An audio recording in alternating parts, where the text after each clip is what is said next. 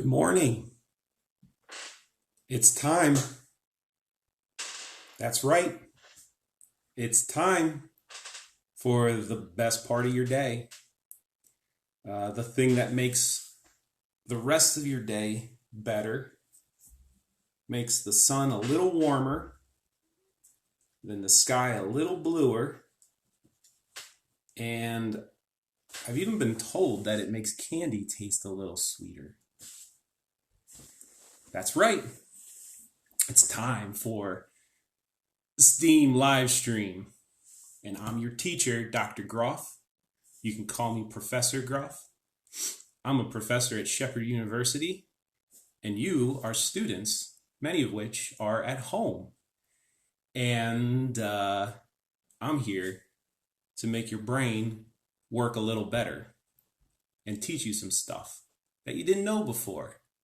And probably will make your life just a little bit better. Maybe this much better. So I'm going to wait a few minutes and let some other people log in here.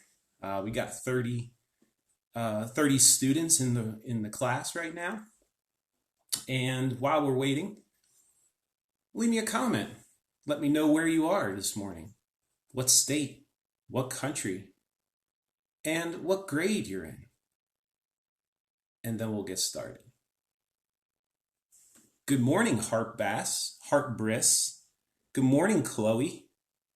Good morning, Felix from Georgia. Welcome. Good morning, Gabby Gleason. Doesn't the mantis shrimp have 10 cones? You've been learning. Actually, I think it's more than that. Good morning, Abby. Good morning, Felix from Marietta. Good morning, Virginia Beach, Mackenzie, kindergarten. Good morning, good morning, good morning. James and Eliza. Good morning to me, Uncle Jeff. Maryland. Well, I hope you guys are having a great day so far. It's bright and sunny here where I live in West Virginia. And the topic of today's lesson, if you joined us yesterday, we learned about bison. And the topic of today's lesson is this: a hexagon. So a hexagon it's a kind of polygon, and as you can see, it's got 6 sides. Hex means 6. All right, so this is the topic of today. You might be like, how can you do a whole lesson on hexagons? Didn't we just learn everything there is to know about hexagons? They got 6 sides. What else is there to know? What else is there to know about hexagon? Well, I think I'm going to teach you something new, all right, about hexagon that maybe you didn't know before. All right, and to do that, we got to talk a little bit about geometry. Geometry is the study of shapes and the study of lines and how they're related and angles. And we're not going to get too complicated, but we do need to understand these 2 properties of a shape. We need to understand what area is, and we need to understand what perimeter is. Okay? So I have a hexagon here. It's got 6 sides, and perimeter is a word that means how long the sides of a shape are. So it's in red here. The perimeter of a hexagon is the length of all the sides, like that. Area is how much space the shape encloses. So you can imagine that this was a field full of sheep or goats. And in a field that contains sheep or goats, the perimeter is the fence, and the area is all the grass for the goats to eat. All right? So perimeter and area. Now, or cows, yes, it could be sheep or cows. So all right, you guys are going to need some paper. You guys are going to need some paper and something to write with. Because I'm going to have you guys do a little bit of drawing. All right? All right. So I'm going to teach you something new about hexagons, and we're going to incorporate these ideas of perimeter and area. And but I'm going to motivate this whole thing by talking about what bees do. I'm a beekeeper, and in the future, I'm going to take you guys on a field trip to my beehives. I was thinking about doing it tomorrow, but it's supposed to rain here in Martinsburg. So I might not be able to do it tomorrow, but we'll see. Anyway, bees. What do bees do? Well, one thing they do is build this. Can you see that? Oh, it smells good. Smells sweet like honey. Smells sweet like honey. So this is called honeycomb. All right. And bees build this. So this is the bees, my honeybees build this, and this is their home. Somebody asked, do I get stung a lot when I keep my bees? And the answer to that is no. I don't get stung very much at all. My bees love me. I think they know me. They expect me. And also I wear a veil. All right. So honeycomb is the home for the bees. And if you look at the shape, what do you see there? Can you make that out? Honeycomb is hexagons. It's a bunch of hexagons. In a shape like this, where you have lots of hexagons all arranged like this, and notice they're all the same size, this is called, a big word, hexagonal lattice. It's an arrangement of hexagons, a pattern. Hexagonal lattice. And do I get honey for my bees? Yes, of course I do. Someone's asking me, do I get honey? Yeah, and I bet some of you have had some of my honey before, and it's pretty good. All right. So, but what are they building when bees build the honeycomb? They're building their home. They're building a place where they can store pollen and honey, nectar to make honey. And when they and also where they can raise baby bees.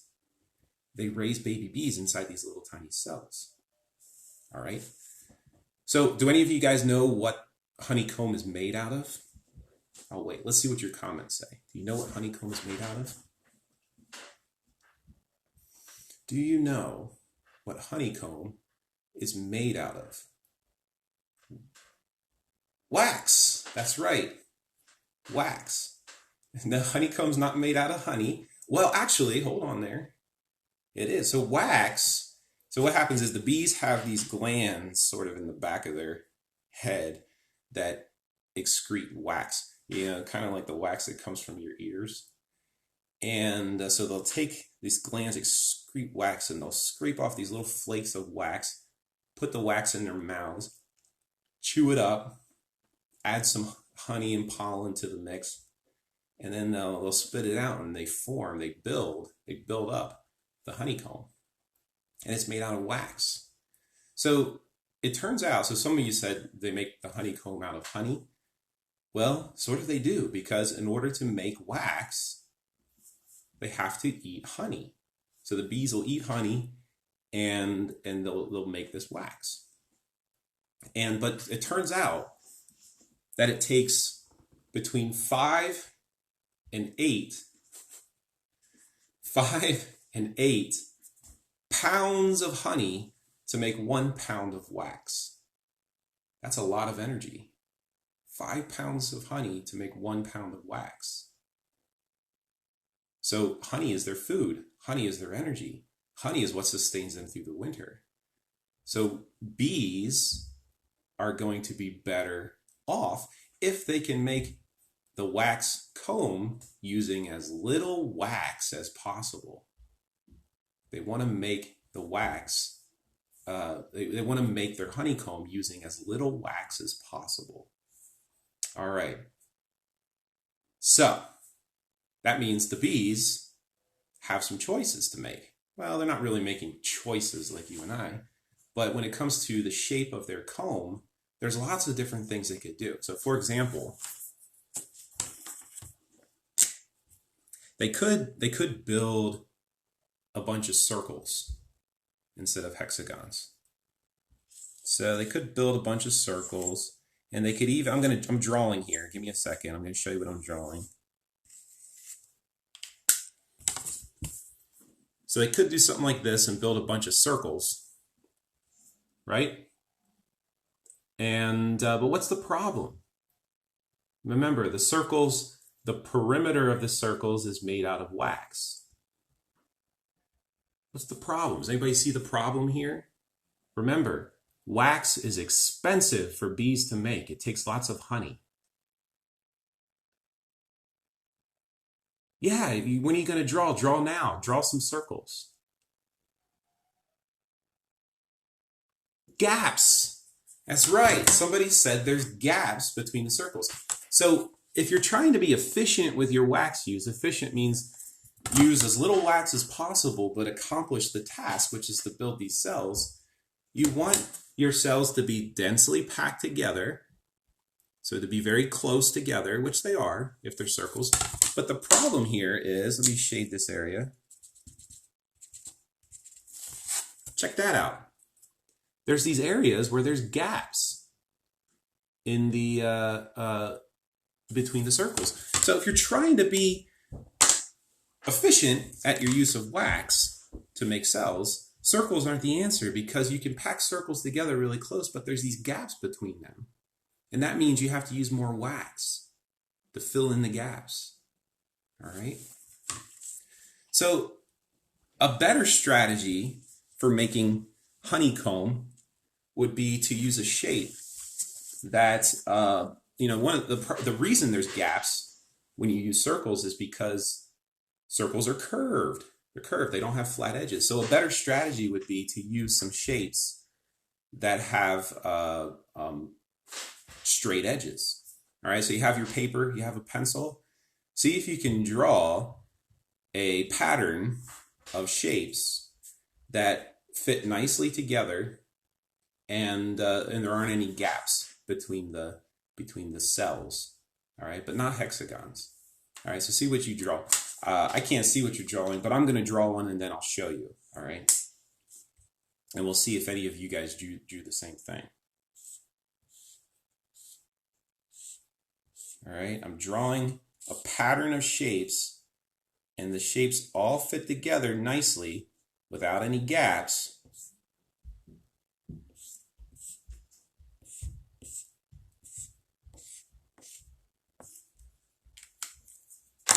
Somebody drew squares. Yep, squares would work. This is what I drew. What are my shapes? Not squares. A lot of you drew squares. Triangles. Yeah, triangles. So you could draw. So see, what I've done here is I've drawn shapes where there's no gaps between the shapes. All right, so I don't have that space problem that I had with circles. There's not gaps. So this is a more efficient way to build honeycomb. All right, the bees could do this. Bees could do this, but they don't. They don't. They don't build triangles. They don't build squares. They don't build, so all these are called polygons. Polygons are shapes that have many sides. They don't build octagons. You know what octagons are? How many sides do octagons have? Do you know? 8. That's right, Felix. Octagons have 8 sides. You ever see a stop sign? Of course you have. Stop signs have 8 sides. They're octagons. They don't do that. They don't build octagons.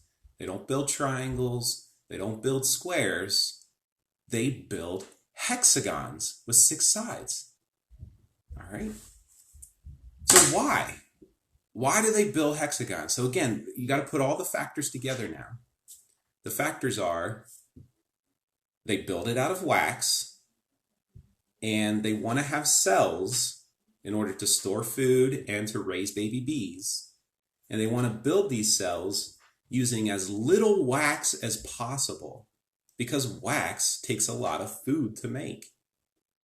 All right. And so they make hexagons. And so over 2,000 years ago, a Roman by the name of Marcus Terentius Varro in 36 BC, so that's 2,056 years ago, made a conjecture, which means a hypothesis. And this conjecture was that a hexagonal lattice, a pattern of hexagons like this, right here, is the most efficient way, the best way possible to build a pattern of shapes that are all the same and all have the same area using as little material, in this case wax, as possible. So this shape, hexagonal lattice, is the most efficient way to get a uniform pattern of cells that all have the same area that has the smallest perimeter as possible. The smallest perimeter. Because in this case, the perimeter is made out of wax.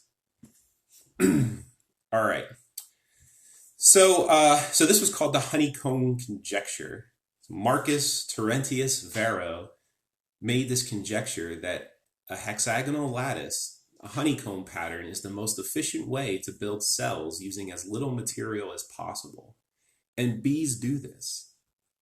Bees do this. Why do they do this? We don't know.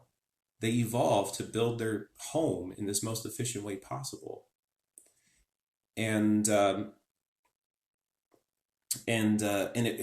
This fact wasn't proven, which means mathematicians weren't able to actually prove that the hexagonal pattern was the most efficient way to build cells until 1999, 21 years ago.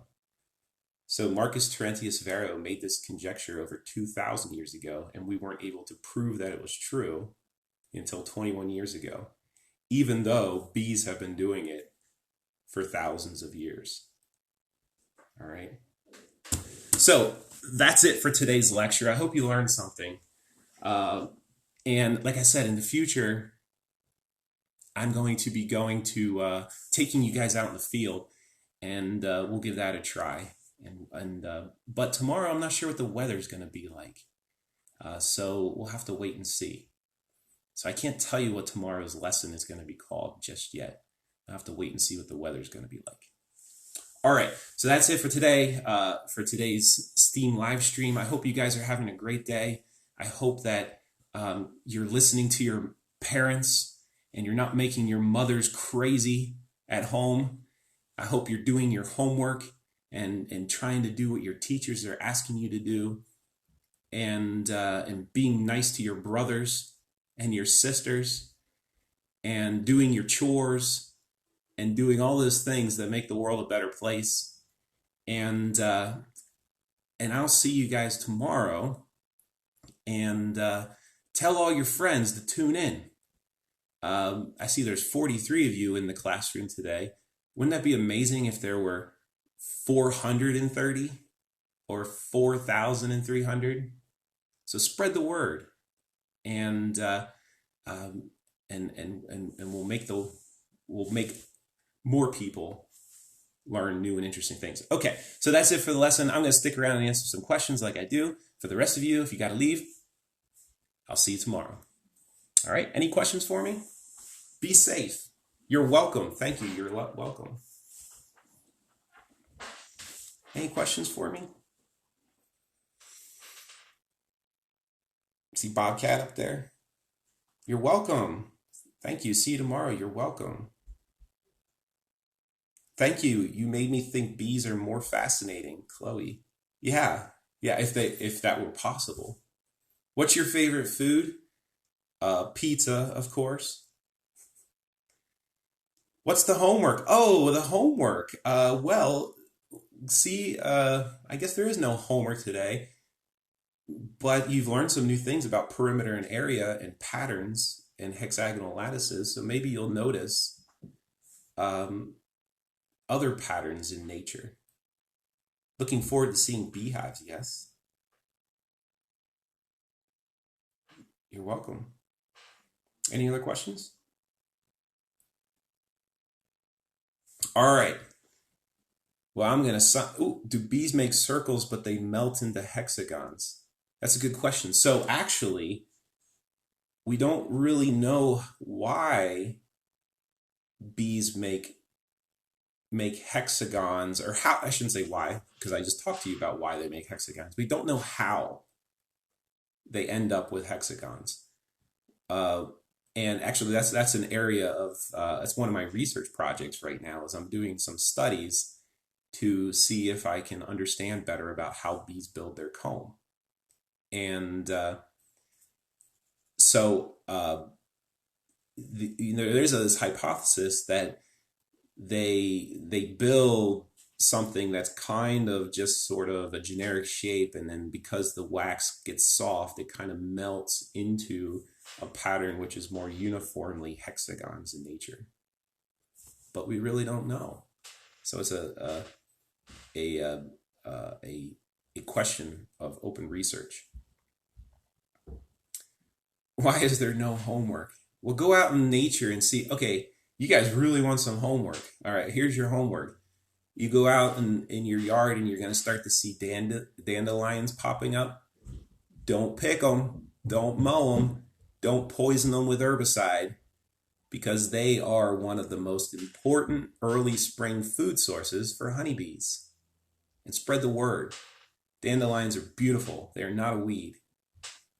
All right, I'll see you guys tomorrow. Thanks for tuning in, and tell your friends.